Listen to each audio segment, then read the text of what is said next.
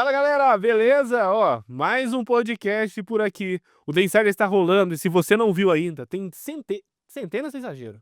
Tem dezenas de episódios que a gente mostra as pessoas que fazem o Mais de 5 acontecer, sabe? São pessoas aqui de dentro que estão trazendo para você uma visão de como o Mais de 5 funciona. E hoje a gente vai falar com o Tony. O Tony é o nosso gerente financeiro. Tony, eu tenho uma premissa. Eu não sou a pessoa que apresenta ninguém. Tony, quem é o Tony? Se apresenta aí pra galera. Bem-vindo, obviamente. Muito obrigado pelo teu tempo. Se apresenta aí quem que é o Tony, o que o Tony faz pra galera saber, sabe? Olá, Egídio. Olá a todos. Agradeço a oportunidade de estar aqui com vocês hoje, Tamo esse juntos. bate-papo, onde eu vou poder dividir um pouquinho aí dessa vivência, né, na área financeira, que é uma coisa que eu gosto muito de fazer. Boa. Bom, meu nome é Tony Arzilo, sou gerente financeiro aqui do Magis há 3 anos já, tenho uma experiência na área financeira aí de por volta de 28 anos, né, já estou entregando aqui os fios brancos, enfim.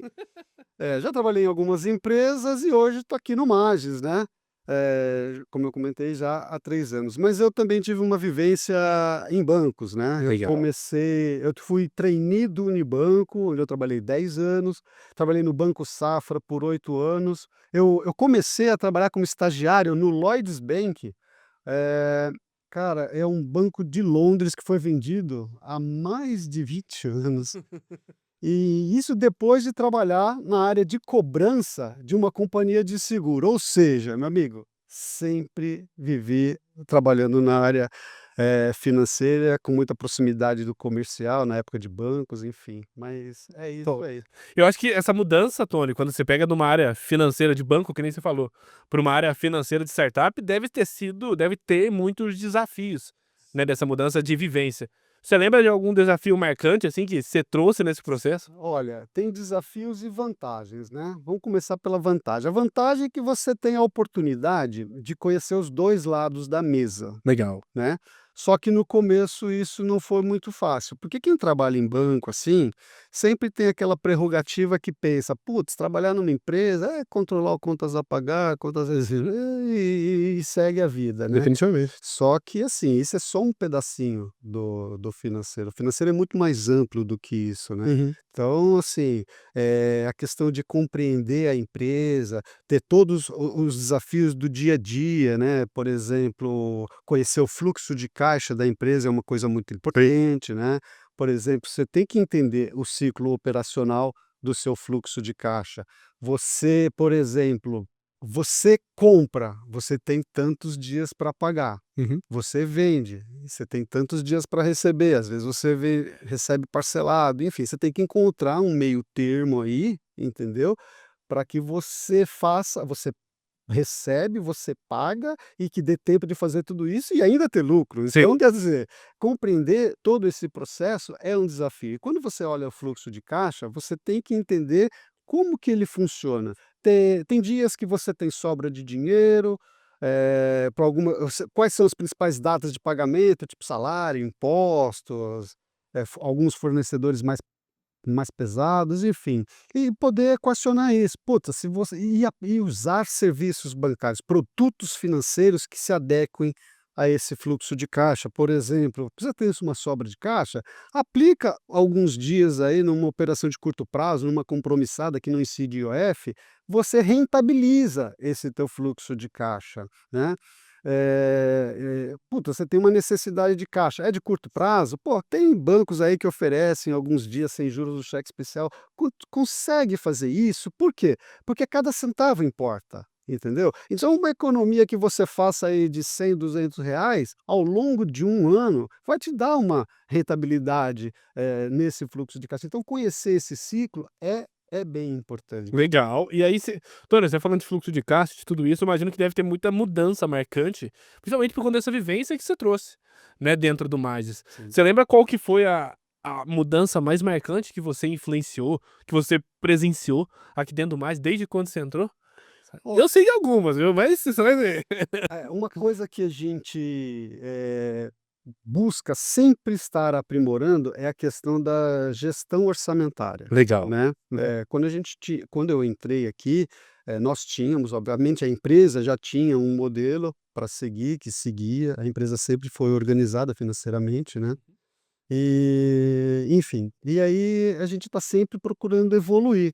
Então, e por que que isso é importante? Uhum. Porque a gestão a gestão orçamentária, ela é fundamental para você se planejar, para você pegar e falar assim: "Putz, eu quero o quê? Onde eu quero estar daqui a 3 anos?". Então você Boa. faz alguma coisa ali no macro, fala assim Sim. e projeta, tipo: "Ah, eu vou crescer tanto, então eu faturo hoje X. O ano que vem eu quero faturar mais tanto. Eu quero daqui a 2 anos, daqui a 3 anos, o mesmo raciocínio. Onde eu quero chegar?". Sim. E aí, quando você tem isso de forma clara, você consegue montar um plano de ação para te ajudar a chegar nesse Legal. propósito, nesse objetivo. E a gestão orçamentária, ela é fundamental, ela é primordial nesse plano financeiro, né. E no curto prazo, você também tem que ter ela mais detalhada, Uhum. né, e tem que ser realista. Quando você faz um orçamento, não adianta projetar muita fantasia, você tem que ser realista. "Olha, a minha capacidade com o que eu tenho é para fazer tanto, eu vou crescer, então eu projeto isso". E se você não tem esse orçamento, cara, faça com base zero, faça do nada, mas faça, porque assim, você pode pegar o seu histórico aí dos 3, 4 meses e projetar isso para um ano. Sim, Isso totalmente. daí é bem importante. E aí, quando você começa a pegar isso, você começa também a criar centro de custo para ver aonde você gasta mais, aonde você tem maiores oportunidades para reduzir esse custo, esse tipo de coisa. Se você não tiver isso, você fica meio que perdido, né? Parece Sim, óbvio, sabe, sim. Egidio? Parece óbvio, mas ela é muito importante aí no dia a dia. E o que que um negócio perde, Tony? Eu acho que de não implementar essa gestão, não só orçamentária, até a gestão financeira desde o início. Sabe, o que que é a tua visão sobre isso? O que que você vê como, até a gente falando para o e-commerce, falando para os marketplaces, pessoas que estão no nosso público, por que que eles têm que implementar uma gestão financeira e orçamentária desde o início, sabe? Certo. Olha, eu sou da área financeira, então eu sou suspeito para falar. Então, a falta de planejamento financeiro, para mim, eh, perde o norte. Separa, né, Tony? Sabe quando você trabalha, trabalha, trabalha, mas você não sabe onde você quer chegar? Perfeito. Eu imagino que seja mais ou menos isso. Como eu tenho essa vivência de planejar, né, Uhum. eh, acontece que assim, se eu não tenho isso, para onde que eu vou? Boa. Qual é o nosso objetivo? Por que que a gente está trabalhando, né? Sim. Então, essa questão do planejamento orçamentário, ela passa a ser um instrumento fundamental para a Legal. gestão financeira. Porque veja, por exemplo, qual que é o grande objetivo de uma empresa, né? É vender. Só que não é só vender, Uhum. né? A gente tem que vender, conquistar e manter clientes de forma lucrativa. Eu sempre digo isso, né? Uhum. O que que eu estou dizendo sobre isso? Estou dizendo que é o seguinte: você quer vender e você quer que esse cliente continue consumindo os seus produtos, ou seja, continuar vendendo, mas você tem que ter resultado, Sim, né? sem Você tem dúvida. que ter lucro. Sim. Se você não tem lucro, cara, você quebra. E assim, eu já vi várias empresas, principalmente quando eu trabalhava em parceria com a área de crédito do banco, várias empresas quebrarem vendendo horrores, vendendo muito. Aí você pergunta, porra, como que o cara quebra? Uhum. O cara quebra porque ele não tem o planejamento financeiro, porque ele não tem exatamente quanto que ele vai pagar, quanto que ele vai receber. Se ele não precificar o produto dele, se ele não ganhar dinheiro com essa venda, cara, ele fica perdido. Então, de novo, parece óbvio, Uhum. mas não é. O Tem óbvio seria muita gente que negligencia sim, essa questão toda, totalmente. né. E o profissional da área financeira, ele tem que estar muito ligado nessas questões de gestão administrativa de modo geral. Tem que olhar com cuidado o faturamento da empresa, os recebimentos, os pagamentos, a conciliação bancária. Fazendo essa gestão, você consegue ter o resultado do que você planejou. Sim, E aí você consegue ver: "Putz, eu tô na direção", ou "Puta, eu tô saindo fora da direção". E quando você sai, não está dentro daquilo que você planejou, o que que você precisa fazer? Corrigir a rota. sim, totalmente. Concordo. E quais são os principais sinais de alerta, sabe, Tony, que uma área financeira deve observar, olhando para a saúde mesmo da empresa? O que que você trata, até pessoal, quando a gente olha para startup, olha para empresa, a gente usa muito o termo KPI, né, os resultados chaves, né, os indicadores chaves que mudam sempre. Quais são os principais indicadores que você vê que uma empresa tem que olhar? Quando você olha o financeiro do lado estratégico, você tem que ter realmente esses indicadores que te auxiliam na tomada de decisão, Uhum. né? Por exemplo, na área financeira, aqui no Magis, a gente costuma utilizar muito alguns indicadores. É muito tradicional no mercado a gente falar de EBITDA, enfim, né? Que foi o EBITDA, Tony? O EBITDA é o resultado operacional da empresa, né? Boa. É o quanto uma espécie de lucro bruto, Boa. onde você consegue lá ver um resultado operacional, tirando a questão da apuração do imposto de renda, Certo. né. Mas, eu gosto muito de avaliar o índice de liquidez da empresa. Por quê? Ela, cara, ela é em visão fluxo de caixa, hein, Sim, não visão balanço. Por sim. quê? Porque você tem 2 visões, você tem a financeira e a contábil. Uhum. A contábil é aquela que pega a competência, ela te dá o resultado da empresa de forma oficial, porque Sim. ele tem o balanço, tem o contador que assina, você apresenta para os bancos, mas antes do contábil tem o financeiro. E eu sou apaixonado pelo fluxo de caixa, porque ali, meu amigo, ali você não engana o fluxo de caixa. Por quê? Porque é o que você recebe no mês, é o que você paga no mês e é ali que te mostra, o teu resultado. Uhum. E aí, esse liquidez, o que que é? Eh, ele sempre, obviamente, ele tem que ser sempre acima de 1. Hum. Por quê? Porque ele você pega todas as despesas e divide pelas receitas para te dar esse resultado. E quando ele está acima de 1, ele significa que para cada R$ 1 de despesa, quanto você está gerando de receita. Portanto, esse indicador te mostra, se ele estiver acima de 1, você está dando resultado. Uhum. Se ele estiver abaixo de 1, é um grande sinalizador de alerta que você precisa entender o porquê que você não está tendo resultado. Ou seja, se está abaixo de 1, significa que a tua despesa foi maior que a receita. Uhum. Aí você vai falar: "Puta, mas isso é regra?" Não. Uhum. Não é regra. Por exemplo, tem um determinado mês que você tem uma conta maior, 13º salário, Sim. né, é um exemplo disso. Pô, esse mês você tem uma conta que não é recorrente, você tem uma despesa a mais, então esse afeta diretamente esse índice de liquidez, entendeu? Por isso que eu falo, a visão do caixa é muito importante também, além da visão da competência, que é a visão contábil. Top, top. E aí, Tony, até partindo para um lado de equipe, né, o time do financeiro, principalmente aqui dentro mais sim, cresceu muito nos últimos tempos, né. Sim. A gente sabe A que empresa cresceu, a o empresa time cresce, e a gente sabe cresce, isso, a gente sabe da importância disso. Quais competências você busca desenvolver, sabe? E busca até no profissional financeiro do outro lado? Indo um pouco mais longe, Tony, quais competências você acha que o cara que tá ouvindo a gente agora, que a pessoa que tá ouvindo a gente agora, tem que buscar no gestor financeiro, sabe? Olha, não só no gestor, como também na equipe, né. Top.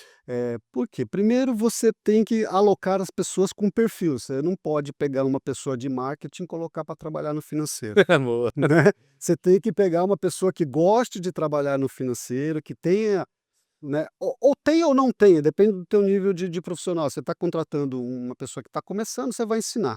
Mas, enfim, via de regra, você contrata alguém que já tem alguma certa vivência, e aí você pode já aprimorar, tendo metas claras do que a pessoa tem que fazer, tem que ter um plano de desenvolvimento para essa pessoa, né, dizendo: "Olha, tuas funções são essas, essas e essas, você tem que construir isso, executar a sua rotina Hum. fazendo esse trabalho". O PDI, né, Tony? O que você tem para melhorar, você vai fazendo isso, é o PDI, né. Uhum. Então você constrói isso, você fortalece, o direcionamento da equipe para que ela siga naquilo que ela precisa entregar, Uhum. né, porque nós somos avaliados pelas nossas entregas. Sim. E então esse é um ponto. E toda a formação da pessoa, né, de novo, puta, eu vou contratar alguém que se formou em direito para trabalhar no contas a pagar, não faz sentido. Então alocar as pessoas é uma coisa bem fundamental. Legal, legal. E Tony, olhando para esse contexto, obviamente o financeiro você falou no começo, né, o financeiro é muito baseado em decisões. E essas decisões, obviamente, na maioria das vezes, na verdade, ela não depende somente do financeiro, ela também depende de cenários externos, Tá, sim. né, olhando para todo o mercado, para tudo isso. Como que você avalia isso, sabe? Como os cenários externos afetam as decisões financeiras e, mais importante, o porquê que o gestor do e-commerce, que o gestor que está do outro lado, ele tem que também se atentar ao cenário externo para tomar as decisões financeiras dele, sabe? Gídio, essa é uma questão bem complexa, né, porque, assim, tudo afeta. Eu costumo brincar, né, que o empresário, ele é um herói sem capa. Empreender no Brasil também é Não, um ato de coragem. você vê, por exemplo, nesse momento atual que nós estamos vivenciando agora, toda essa questão, assim, puta, uma inflação que corrói o poder de compra das famílias. Sim. Isso afeta o empresariado, por quê? Porque ela vai vender menos, Uhum. porque as pessoas, não têm o mesmo dinheiro e não conseguem comprar os mesmos produtos se passar uma semana, Sim, né. Então, assim, o governo não ajuda, né, ele não faz a lição básica, que é reduzir custos, hum, né. sim. Só pensa em aumentar, por exemplo, agora o governo quer aumentar o IPI, Uhum. né, para aumentar a arrecadação. Mas, ao mesmo tempo, eles querem aumentar a quantidade de deputados que tem na Câmara, É. que também, cara, puta, você tem que reduzir custo, você não tem dinheiro, você vai aumentar a arrecadação e você vai aumentar o custo, quer dizer, são umas coisas que não funcionam. Então, as empresas, para viver no meio de tudo isso, cara, realmente, e aí, olhando para o cenário internacional, essas barreiras tarifárias do Trump, tudo afeta o mercado, tudo Uhum. afeta o É mercado. uma diluição do poder de eu li algo, Tony, pra você ter uma ideia desse processo que tá dizendo, R$100, hoje, R$100 em 94, né, 96, quando foi criado o Plano Real, vale R$14 hoje, né, o Olha, depara, então então, tipo tudo por quê? Porque a inflação vai corroendo esse poder de compra, né. E o governo não conseguindo administrar essa conta, o que que ele faz? Ele aumenta o endividamento público, porque ele pode fazer. sim. A empresa, o empresário, se faz isso, ele quebra, Sim, ele totalmente, né. quebra. Aí chega um tanto de todo faz sentido, faz sentido. E qual tendência que você acompanha, sabe, Tony? Juros, crédito, regulamentação, igual você disse, qual tendência você busca acompanhar para poder trazer esses dados? É assim, por exemplo, dependendo do cenário da empresa financeiro da empresa, se você vai tomar crédito, cara do céu, toma cuidado com isso, porque hoje a gente vive, né, com 15% de taxa de juros da Selic, que é a segunda maior do mundo, a gente só está atrás da Turquia. Cara, o custo do crédito tá um absurdo, né. Então, se você vai tomar crédito, você tem que tomar muito cuidado. No seu ciclo operacional, a empresa precisa realmente, ver opções, procurar opções, e se for tomar, toma um crédito que seja o mais barato. Puta, se você vai para o dia a dia ali, você tem esses produtos que eu já comentei com você, alguns dias sem juros do cheque especial, eh, ou você pode buscar um produto aí de antecipação de recebíveis. Por exemplo, se você opera só com banco, você tem uma taxa lá, pesquisa isso, cara. Procura empresas de factoring. Tem empresas de factoring que só faz antecipação de recebíveis e a taxa costuma ser menor. Então você tem que trabalhar para reduzir o teu custo, Legal, porque, cara, os juros no Brasil é outro desafio para todos nós, né, top. como empresa. E Tony, para a gente poder finalizar, eu queria que você trouxesse uma visão do que o empresário ali do outro lado, né, a pessoa que tem o e-commerce, tudo isso, precisa entender tanto no cenário global quanto no cenário nacional para poder se proteger disso tudo que você citou, sabe, desses problemas talvez, do governamentais, problemas de juros, problemas de tudo isso, sabe. O que que ele precisa entender? Você tem que olhar para o teu negócio, tem que olhar muito para o teu negócio e tem que ter um olho também para fora, Boa. né. Mas você tem que fazer isso, você tem que buscar a rentabilidade das tuas vendas, você tem que ter o teu resultado, você tem que ter o teu lucro para você poder sobreviver nesse cenário interno e externo. Agora o ano que vem vai começar, a reforma tributária, né, em 2026, onde vai começar a tratar essa questão da fragmentação de tributos, que é outro absurdo aqui no país também, que vem de anos. Então, quer dizer, são vários desafios que o gestor financeiro tem que estar acompanhando para poder fazer o teu negócio acontecer de uma forma bem, prudente, né. E, de novo, cada centavo importa. Sim. Né? E quando você pensar em despesas, outro ponto que eu também gosto de trabalhar é a questão de ter uma meta de despesas, porque o empresário pensa muito com cabeça de vendas, eu quero Só meta de vender, lucro, né? vender, vender, vender, vender. Mas você, no seu orçamento, você também pode criar metas de despesa, Legal. entendeu? Porque se você está gastando X ali e você não está com aquela liquidez esperada, cara, vê lá onde que você consegue cortar despesa e fala: "Não, cara, se eu estou gastando X nisso aqui, eu vou reduzir para poder me enquadrar". Fazer o equilíbrio dessa balança, Sim. entendeu? Então metas de despesa também é algo importante para a pessoa Eu acho que, pensar. no final, acho que o recado que fica desse podcast, né, Tony, é lucre com responsabilidade, obviamente, Sim, olhando para outra coisa, e exato. contrate pessoas boas. Eu acho que a gente pode tirar esse contexto inteiro do podcast, porque, pra mim, realmente ficou esse o recado. É isso mesmo?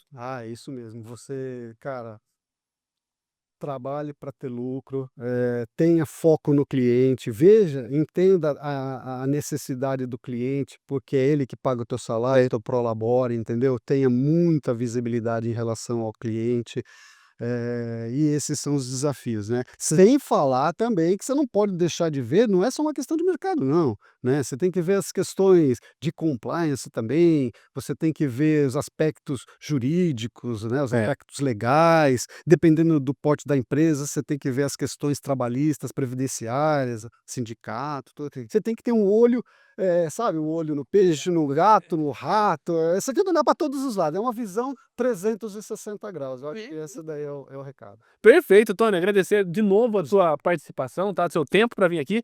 E é isso aí, pessoal. A gente continua acompanhando você, na verdade, pode acompanhar cada podcast que a gente traz aqui, o The Insiders, dentro do Mais de 5, tá bom? Prazer falar com vocês. Até a próxima. Obrigado. Vamos juntos. Tchau, tchau.